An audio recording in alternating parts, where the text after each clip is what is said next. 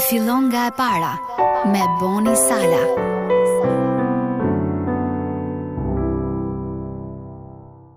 Prandaj vëllezër, përpiquni gjithnjë më shumë ta përforconi thirrjen dhe zgjedhjen tuaj, sepse duke bërë këto gjëra, nuk do të pengoheni kurrë, sepse kështu begatisht do t'ju hapet hyrja në mbretërinë e mëshuar të Zotit dhe shpëtimtarit ton, Jezu Krishtit. Shpesh mendojmë për thirrjen si diçka që tingëllon shumë ekstreme për ne, si për shembull të bëhemi murg dhe të jetojmë në ndonjë manastir.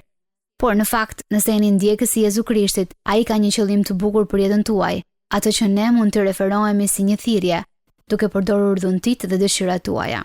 Qëllimi i thirrjes së Perëndis në jetën tuaj është të ndryshoni botën dhe njerëzit në të. Mendoni se nuk mundeni ta bëni këtë gjë?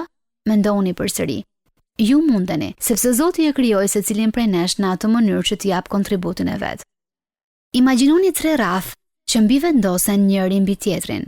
Në rrethin e parë është ajo që doni, në të dytin ajo që i nevojitet botës dhe në të tretin atje ku ju jeni më të mirët. Gjërat që ju i doni, gjërat ku jeni më të mirët dhe për të cilat mund të paguheni pas disa trajnimesh, janë profesioni juaj. Por gjërat që ju i doni natyrshëm, gjërat që i duhen botës dhe gjërat për të cilat mund të paguheni, janë thirrja juaj. Nëse nuk jeni të sigurt se ku jeni më të mirët nga natyra, pyesni miqtë tuaj.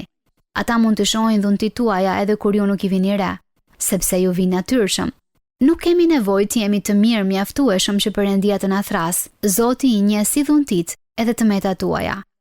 Kërkoni dhe ndiqni thirrjen që Perëndia ka për ju, sepse do transformoheni dhe ai do t'ju aftësojë të bekoni të tjerët. Ndoqët një moment reflektimi nga Boni Sala.